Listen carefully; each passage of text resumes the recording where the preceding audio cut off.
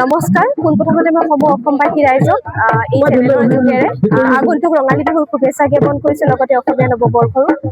আচলতে জয়মতী পুথিভঁৰালৰ উদ্যোগত যি এই 7 দিনীয়া কৰ্মশালা হৈছিলে, তাৰে আজি সামৰণি অনুষ্ঠান। ভাল লাগিছে, 7 দিনে এওঁলোকৰ লগত পাৰ কৰিলোঁ, কণ ল'ৰা ছোৱালীখিনিৰ লগত। যিখিনি মোৰ সম্যক জ্ঞান সেইখিনিয়ে দিবলৈ চেষ্টা কৰিছোঁ। ভাল লাগিলে আৰু বিহু বতৰ গাইছোঁ আৰু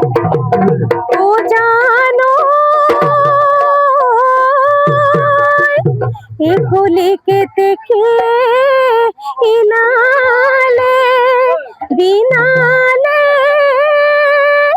ও কপৌফুল ফুলিলে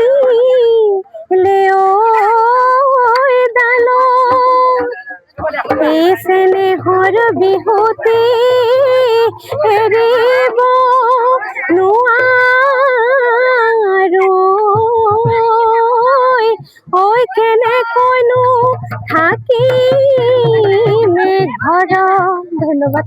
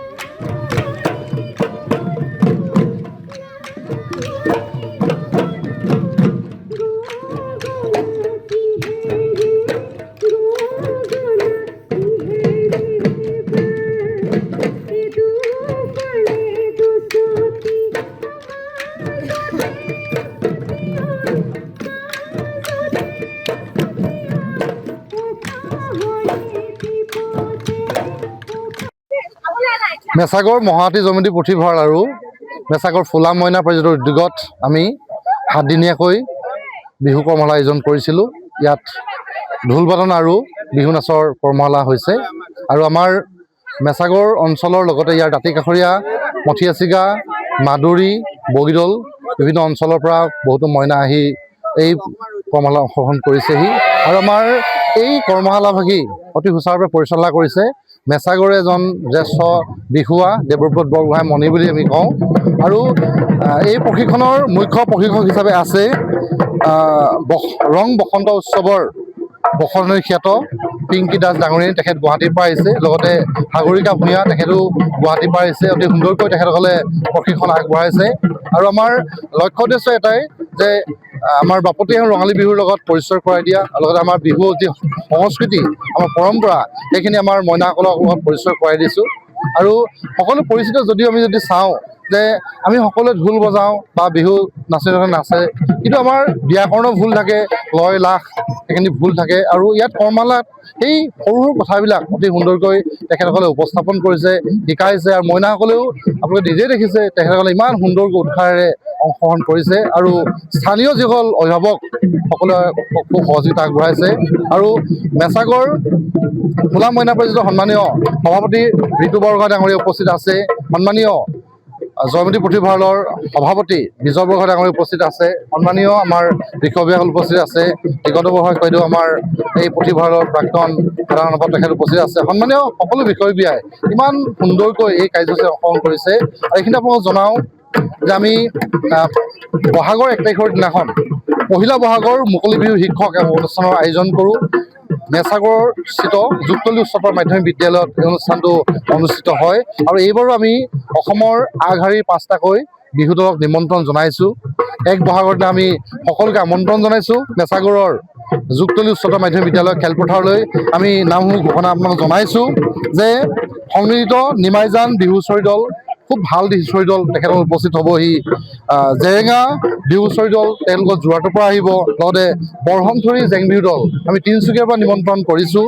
লগতে আমাৰ এটি টাই বিহু দলো আহিব, পকতা পাৰিজাতৰ পৰা টাই বিহু হুঁচৰি দল এতিয়া আহিব আৰু আমাৰ স্থানীয়ভাৱে কেইবাটাও দলে অংশগ্ৰহণ কৰিব, জেং বিহু কেইবাটাও দল আহিব।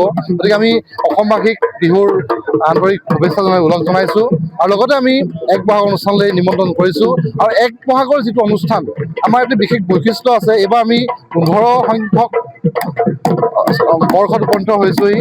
আমাৰ প্ৰথম কাৰ্যসূচী হয় যে মেছাগড় অঞ্চলৰ 12টা নামঘৰৰ পৰা আমি 24জন ব্যক্তিক আমন্ত্ৰণ কৰোঁ, বয়োজ্যেষ্ঠ ব্যক্তিক, আৰু তেখেতসকলে আমাক বিহুৰ আশীৰ্বাদ জনাই, নতুন বছৰৰ আশীষ প্ৰদান কৰে। আমি সকলোৱে সমূহীয়াকৈ এভাগে সেৱা লওঁ। গতিকে আমাৰ এই কাৰ্যসূচী আমি বছৰটো আগবাঢ়ি যাওঁ আৰু তেখেতসকলে আশীষ প্ৰদান কৰে আৰু আমাৰ অঞ্চলটোৰ সকলো ক্ষেত্ৰত আগুৱাই যোৱাৰ কাৰণে আশীৰ্বাদ কৰে আৰু এইখিনি জনাই ভাল পাম।